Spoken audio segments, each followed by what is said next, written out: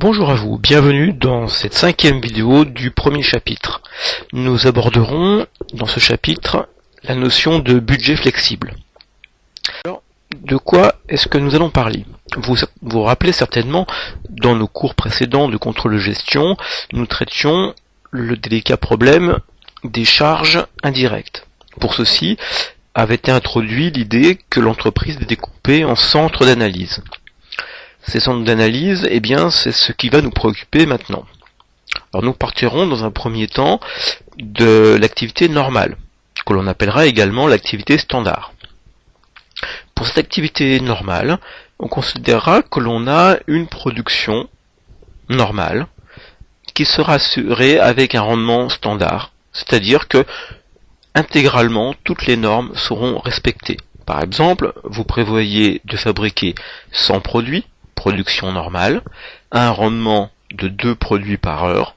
Le niveau de votre activité dite normale sera donc de 100 divisé par 2, soit 50 heures. Le budget flexible, eh bien, lui est appliqué directement à nos centres d'analyse, en disant 2 types de charges peuvent être rencontrées dans un centre d'analyse. Des charges variables indirectes, dont le montant fluctuera en fonction du niveau d'activité du centre. Et puis, des charges fixes indirectes, dont le montant, lui, sera complètement indépendant du niveau d'activité. On dira ainsi que lorsque l'on est sur l'activité normale, ou standard, nous allons élaborer un budget baptisé budget standard. Et puis ensuite, nous parlerons de budget flexible. Lorsque l'activité étant amenée à fluctuer, on établira alors le budget de cette même activité. Pour ceci, sera utilisé un tableau tel que celui que je vous présente actuellement.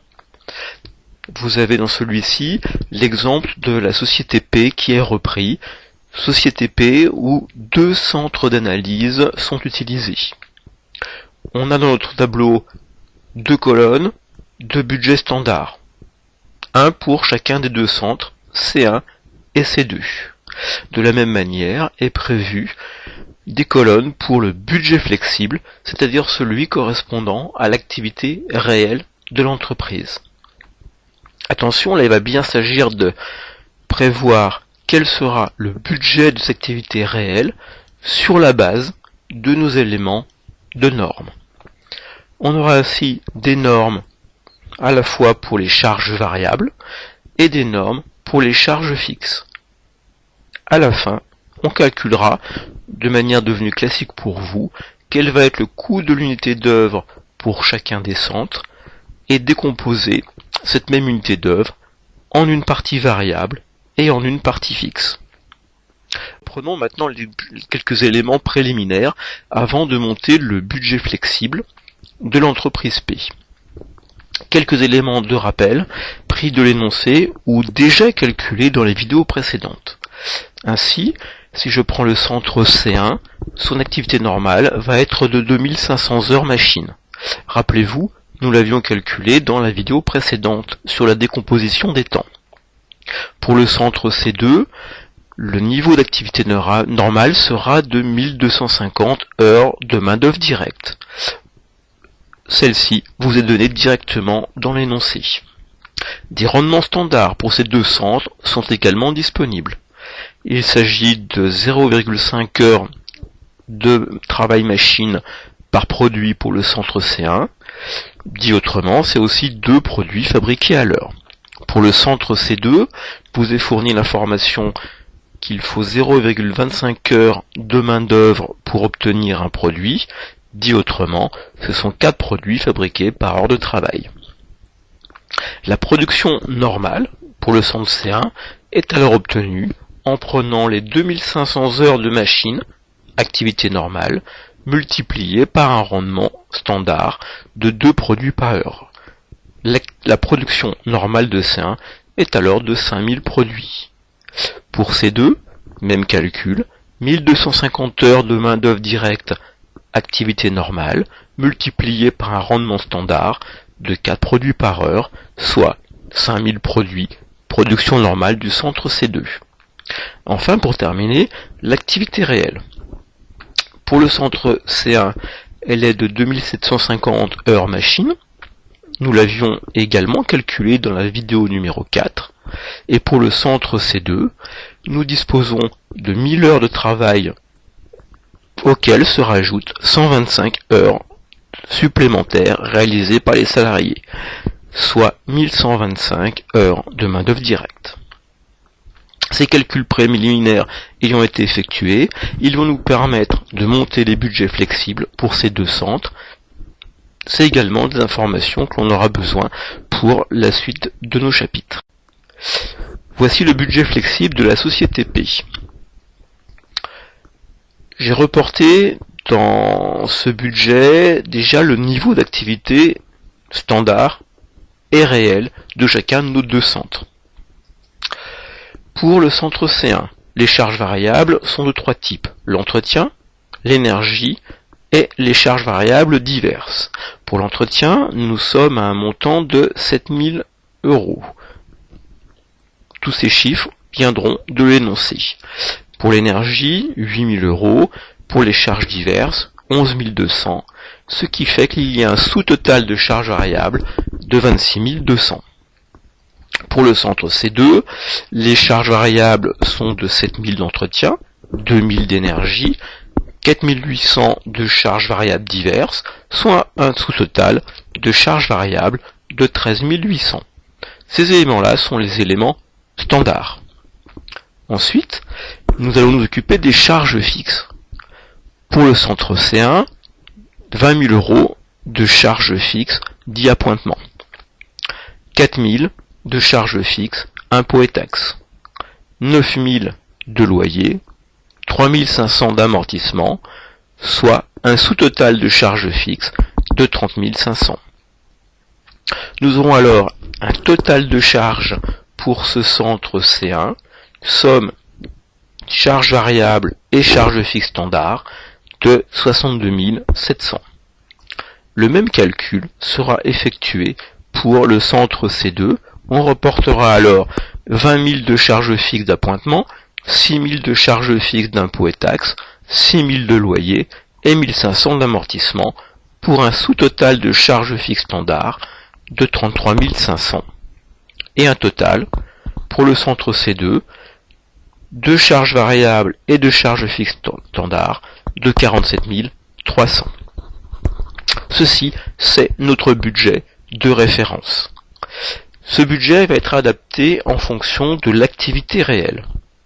Ainsi, pour le centre C1, nous obtenons le niveau de charge variable qui a été modifié du fait d'une activité réelle différente de l'activité standard. Pour le centre entretien, les charges d'entretien, voilà comment nous procédons. Nous avions 7000 de charges variables standard pour 2500 heures d'activité standard. Ceci nous permet d'avoir le montant de charges variables d'entretien pour une heure d'activité. L'activité réelle étant de 2750 heures, je multiplie ce montant horaire par 2750, ce qui me donne 7700 de charges variables d'entretien pour l'activité réelle du centre C1. Le même type de calcul sera appliqué pour les autres charges variables de C1 comme pour les charges variables de C2. On aura ainsi un sous-total charge variable C1 de 28 820 et un sous-total de charges variables pour l'activité réelle de C2 de 12 420. Maintenant, occupons-nous des charges fixes. Bien, ça va être rapide, puisque les charges fixes sont indépendantes du niveau d'activité. Nous allons intégralement reporter les charges fixes du budget standard dans le budget flexible. Pour nos deux centres, nous avons alors les totaux généraux suivants. Pour le centre C1, 28 820 sous-total de charges variables, auxquels se rajoutent les 36 500 sous-total de charges fixes, ce qui nous fait un montant total du budget flexible pour l'activité réelle du centre C1 de 65 320. Pour le centre C2, le montant total pour le budget flexible sera des 12 420 du sous-total de charges variables, auquel se rajoutent les 33 500 du sous-total de charges fixes, soit un montant de 45 920. Je pense qu'il va vous falloir reprendre peut-être ce tableau en plusieurs étapes, puisque là, il y a effectivement pas mal de petits calculs intermédiaires, comme vous l'avez vu, un vocabulaire souvent précis, mais long à l'usage. Pour terminer ce tableau, maintenant nous allons nous occuper du coût de l'unité d'œuvre de chacun des centres. Commençons par le budget standard. Le coût de l'unité d'œuvre du centre C1 va être de 25,08, obtenu de la manière suivante. Nous avions un total de charges pour 62 700, correspondant à une activité normale de 2500 heures. Une heure, unité d'œuvre, a alors un coût de 25,08, que l'on pourra décomposer en deux parties. Une partie variable de 10,48, c'est-à-dire 26 200 divisé par nos 2500 heures, et une partie de charge fixe pour notre unité d'œuvre de 14,60, c'est-à-dire les 36 500 de charge fixe du centre C1 divisé par les 2500 heures. Le centre C2, même calcul, c'est-à-dire 37,84 pour le coût de l'unité d'œuvre, 47 300 total des charges, divisé par les 1250 d'activité normale. Ces 37,84 de coût d'unité d'œuvre se décomposent en 11,04 de coûts variables et 26,80 de coûts fixes. Maintenant, calcul du coût d'unité d'œuvre pour le budget flexible. Tout d'abord, le centre C1. Le centre C1, nous avons un total de 65 320 de charges pour 2750 heures de fonctionnement réel du centre, ce qui nous fait un coût d'unité d'œuvre de 23,75, décomposé en une partie variable de 10,48, 28 820 total des charges variables, divisé par les 2750 heures de fonctionnement réel, et un coût fixe qui est de 13,27, c'est-à-dire les 36 500 de charges fixes, toujours divisé par le nombre d'heures de l'activité réelle. Pour le centre C2, le calcul est complètement identique. Vous trouvez un coût d'unité d'œuvre de 40,81 avec une partie variable à 11,04 et une partie fixe à 29,77.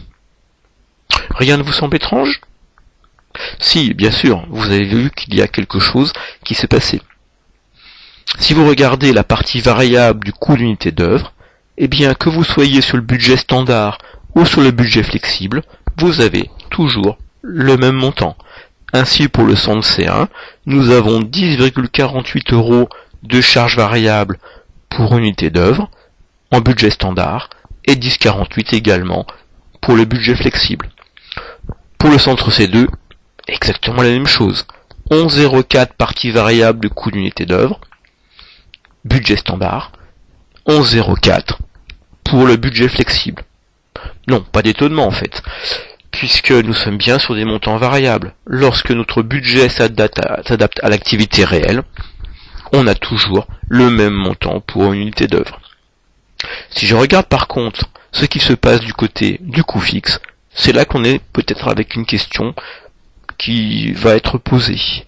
Puisque nous sommes à 14,60 pour le centre C1 de coût fixe, et si je regarde le budget flexible, vous apercevez que l'on passe à 13,27.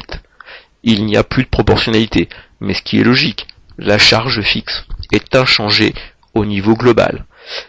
Quand le montant d'activité change, la charge fixe ne change pas, donc pour une heure de travail, elle est amenée à fluctuer.